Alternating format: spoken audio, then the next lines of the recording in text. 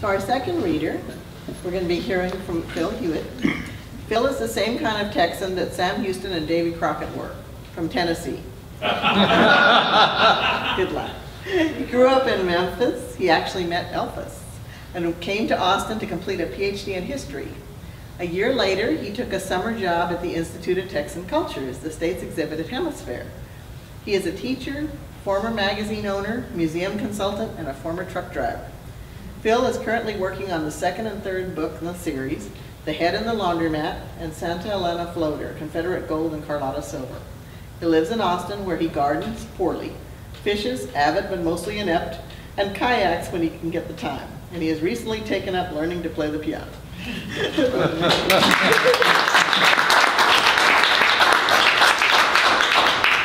Thank you.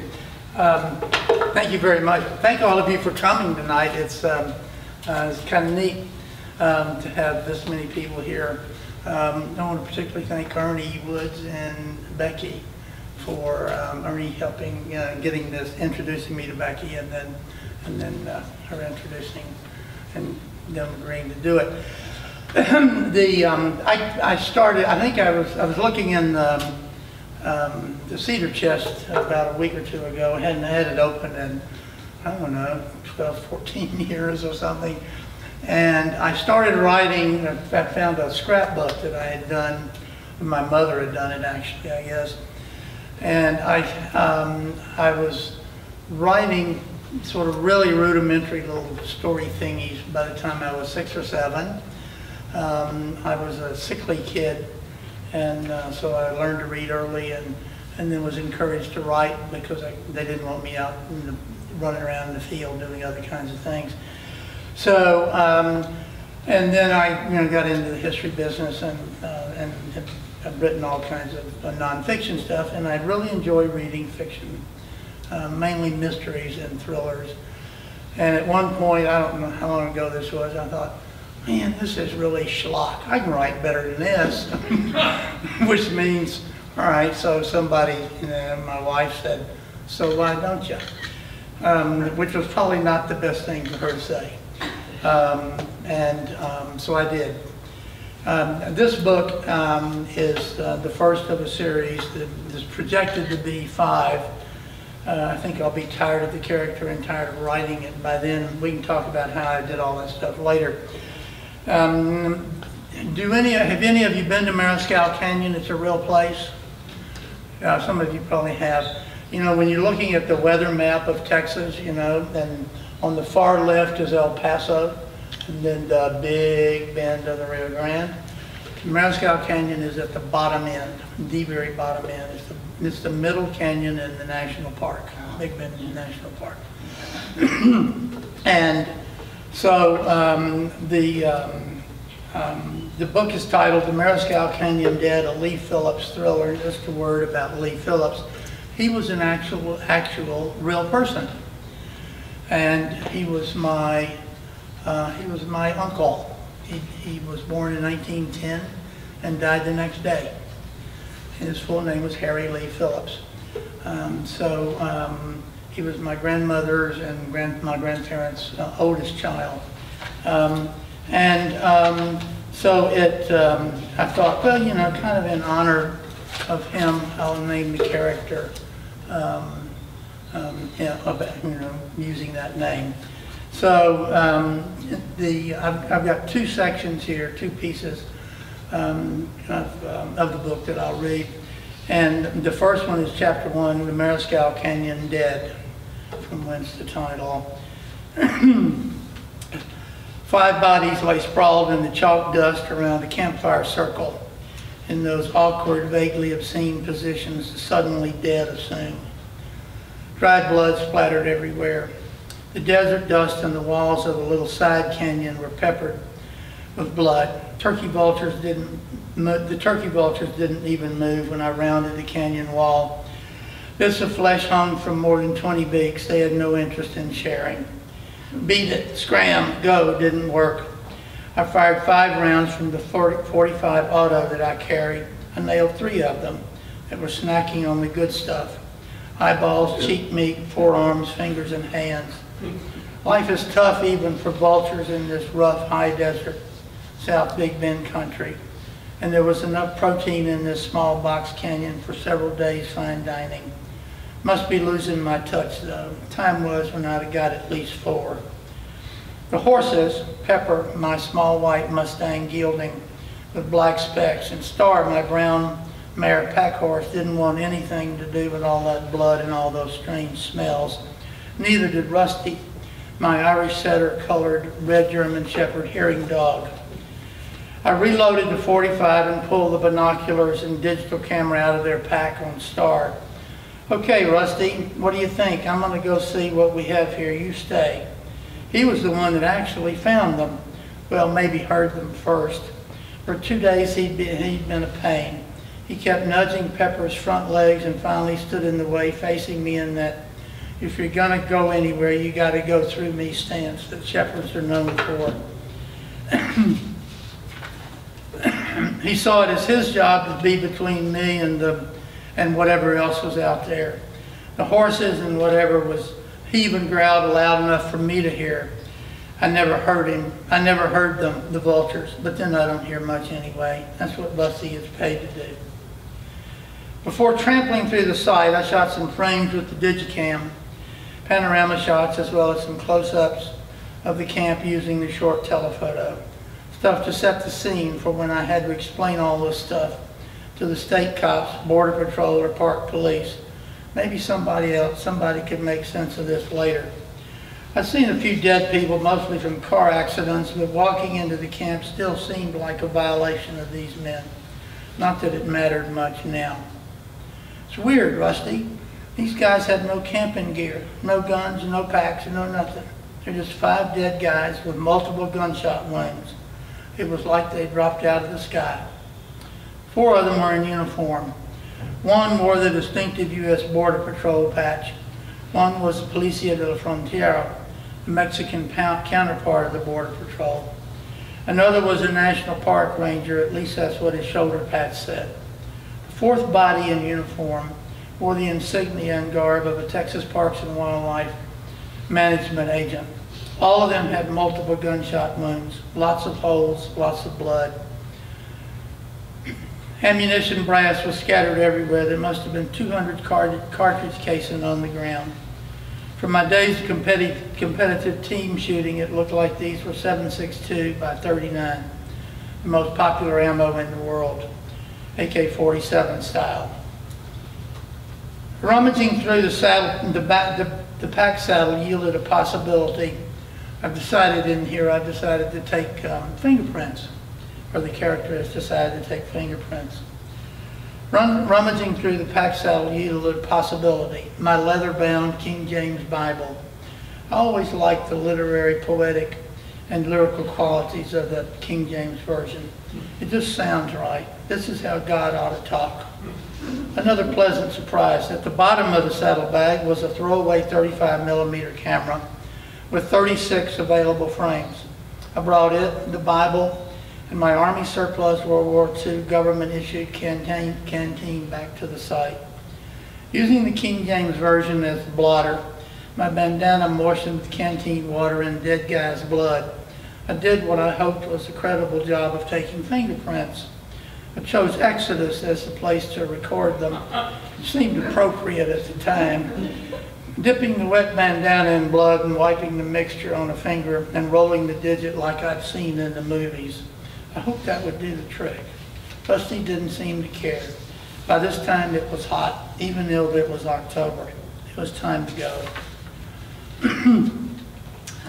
I shot about 15 frames on the throwaway camera and put it in my cargo pocket. Took a last look at the dead guys. I dragged each of them to the side of the canyon, pulled the camera from my pocket, took a couple of shots of that arrangement, and covered the bodies with my tent. I climbed to the top of a small bluff behind it and shoved rock and gravel down on them until I thought they were sort of safe from the usual hungry critters. They weren't safe for long, I knew that. I read a passage from Ecclesiastes chapter 3, the one about time to live, a time to plant, a time to die, that one. I read another verse, my favorite, that seemed really appropriate for the time.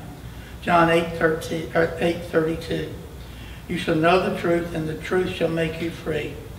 Bowed my head for a moment and said aloud, Amen.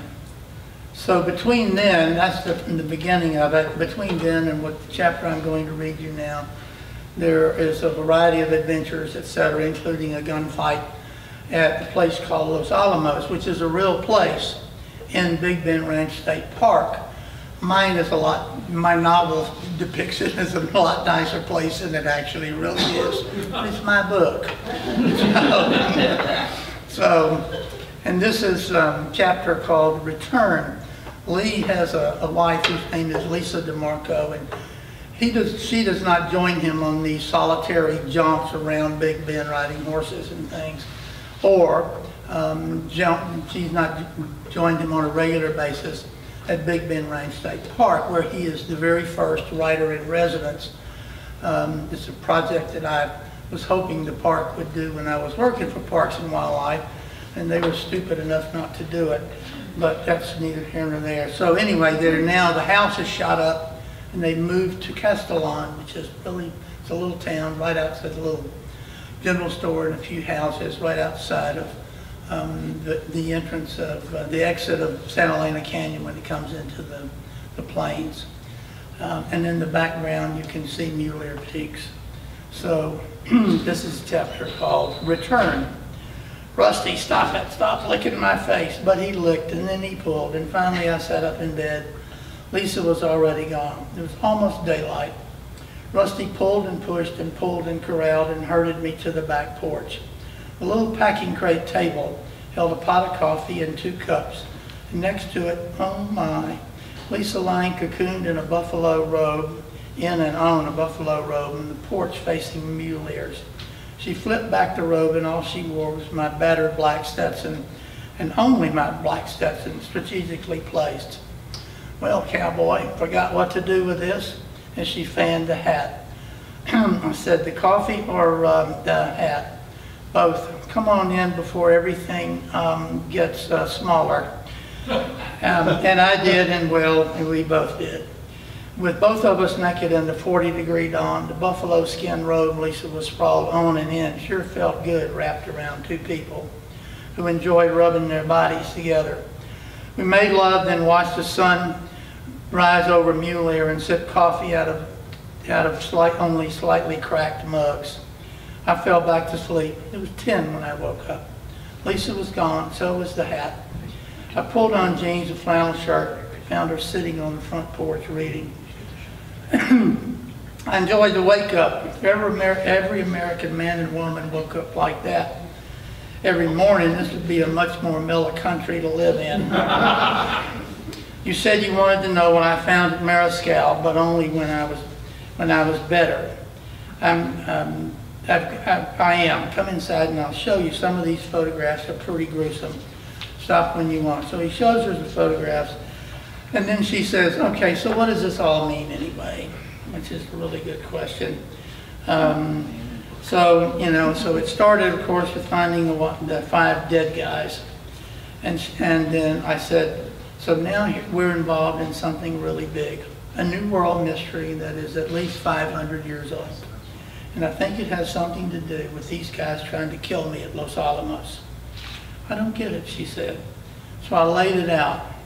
The Borderlands legends have it that Marrano Jews in Spain smuggled the Ark of the Covenant to the New World in the latter 1500s. Eventually it wound up on the frontier. It is said that it was guarded by a family of 7. And they're the ones who took care of it for the time that since it has been in the New World. For almost 1,000 years, 7 families had watched over the holiest object in Judaism and Christianity. At one time in the 17th century, the Ark apparently wound up in Santa Fe or somewhere close. There are those who still believe that the 7 hid it for a time in the small chapel at Shamayo, about 40 miles north of Santa Fe. The truth is, nobody knows. After the Pueblo Revolt of 1680, it wound up in a safer place, probably, they think, in San Vicente, Presidio San Vicente, which is on the border. And Lisa is not impressed, and wives sometimes are not impressed with all that sort of thing. And she said, I said, so, the character says, so, Lisa, you want to read the digital copies of the original documents that I found? And she says, no. What I want to know is what you're going to do next. And that includes what you're going to do about these nightmares you're having every night. Let's talk about that stuff. She further says, so what do you want to do? You've got to get some help, but I've been married to you for a long time. And the way to address that issue is not therapy in the traditional sense, but something else. So talk to me, Lee. So he tells her the story about what he found. And then he says, what we're looking at here is blood. It is the sound of shattered and ended lives. Lisa, I killed 2 people the other night. I did it without even thinking. I was running on 200 proof adrenaline. You know what the scariest part was? No, she says. I didn't blink once. I didn't think. I ran, I hid, ducked and crawled. And I shot one guy twice in the head with a shotgun. I shot the second guy 3 times in the mouth and the head with point blank range from a prone position with my left hand and only one eye peering around that adobe fence post. He died inches from my face. I smelled his last breath. So that should give you hopefully a tag or something to hang something on.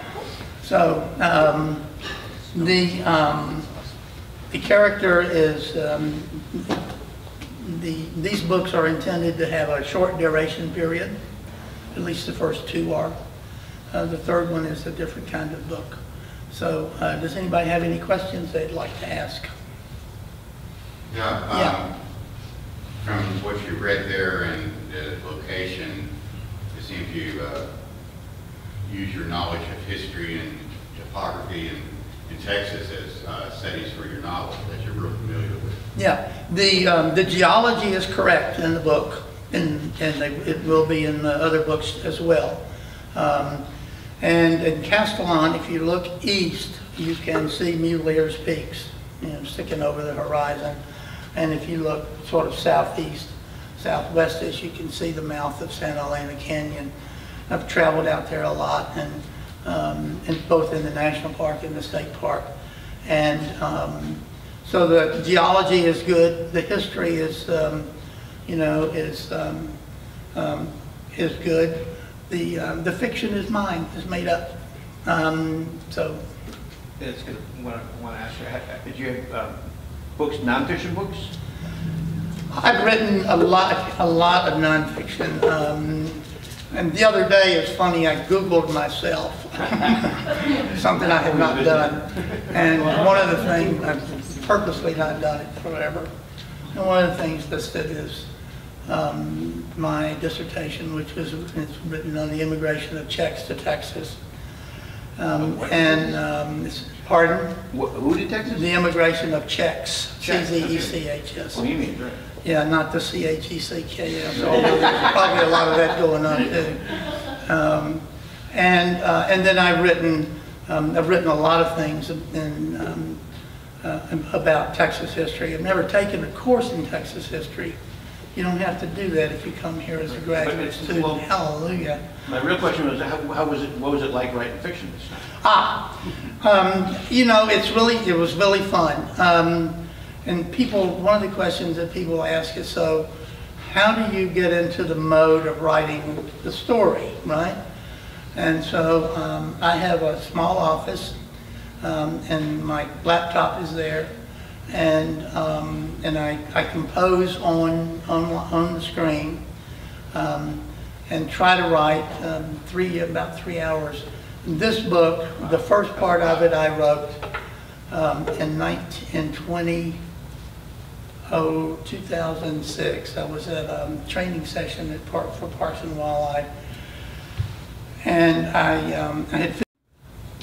so I sat down, and between the first day and the third day of the training, I wrote 50 pages. Bam! And most of it originally was in those, those speckly notebooks that people, I have one of those that I don't think even I can figure it out now. But I sat down and I wrote the 50 pages. So 2 years later, I was a member of the Writers League of Texas. And I went to their writers and authors and agents conference that they have every summer. And I met an agent and she said, so, and, what are you working on? And Mescal Canyon did. It's a novel set in Big Bend Ranch State Park. It's about, it's a thriller.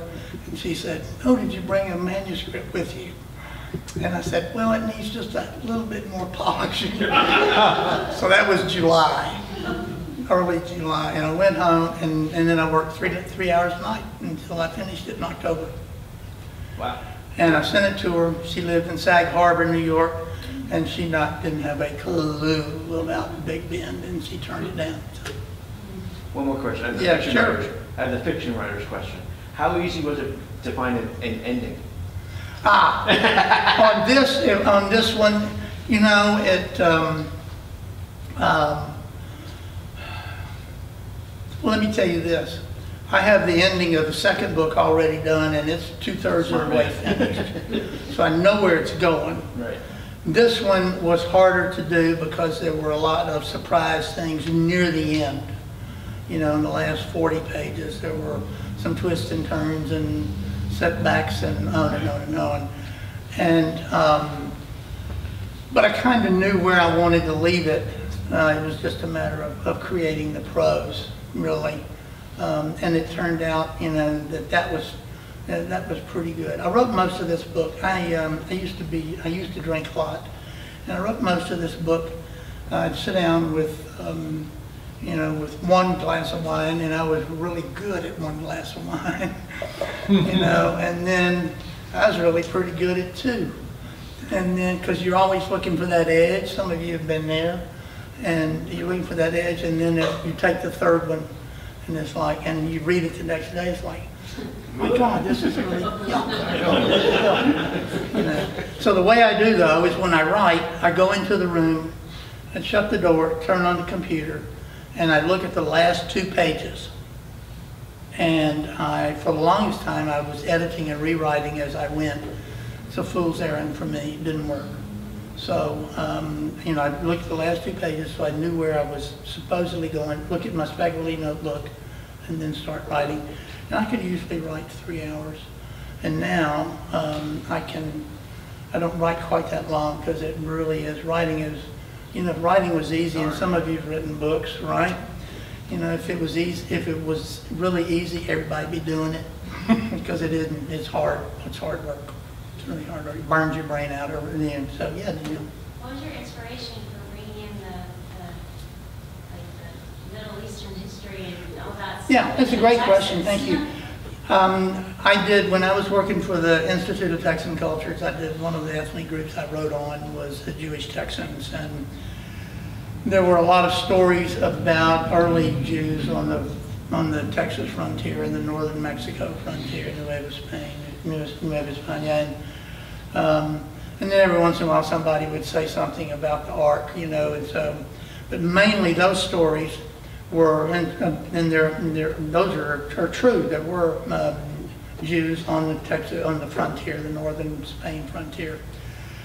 And so I thought, it would be really interesting to combine those 2 things and kind of see where it goes. Because then maybe I'd seen a thing on television about somebody searching for the Ark, And I thought, so what if the Ark wound up here? What would happen there?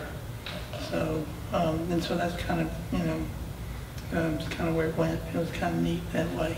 I've always found it was interesting that the Spanish Inquisition started the same year that Columbus landed in America. Well, yeah, and the one in Spain did, and then the one here was, started in the 1540s. So I'd be happy to, answer more questions. I think Becky probably has some. No, you don't? Anybody have any other questions they want to ask? Feel free. Yeah. Part of your book, is it set in New Mexico? And you mentioned Chicano. No, I spent a lot of time in New Mexico. mainly on vacations. But in the 70s and early 80s, I probably spent at least 2 or 3 weeks a year. And I've been to Chimayo, and to most of those other shrines in northern New Mexico, Santa Fe.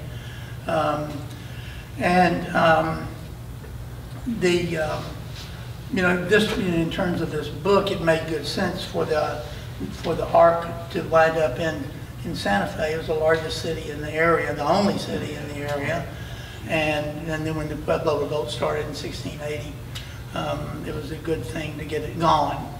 And by that time, the Presidio San Vicente was part of a chain of forts and missions in that part of the world, built in what turned out to be a pretty hopeless idea of stopping the Apache from going back and forth across the Rio Grande into northern Mexico and so on. So actually, I really enjoy writing fiction. It is, I'm no good at short stories. I've tried. Miserable failure at it, it's like, oh man, so I don't write them, I don't even put them down anymore. The third book is called Santa Elena Floater, and it opens at the mouth of Santa Elena, and the main characters find a coffin it has a glass front on it, and it floats out of the canyon. And then the subtitle is Carlotta Silver, Confederate Gold. So it opens with that, and then it goes flashback and forward, and the stories intersect. It's outlined in color crayon on butcher paper hung in my hallway now. Started in a bar in Rockport, but then, and so now what I do is, and I can keep it all separate because I use different colors for different things. The hardest part for me was if the character was 5'3", if it was a female and she was 5'3" and weighed 115 pounds, on page 30, she better be 5'3" and 115 pounds on page 150. The other thing that happens on things that have guns in them is that people, mostly guys, who read things with guns, it better be a 12-gauge pump, the same there or there better be a different reason, etc. So, and I was toying one time with the idea of getting a hearing dog, but instead got a hearing aid. So, no visits to the vet. So then I have any other questions. Thank you.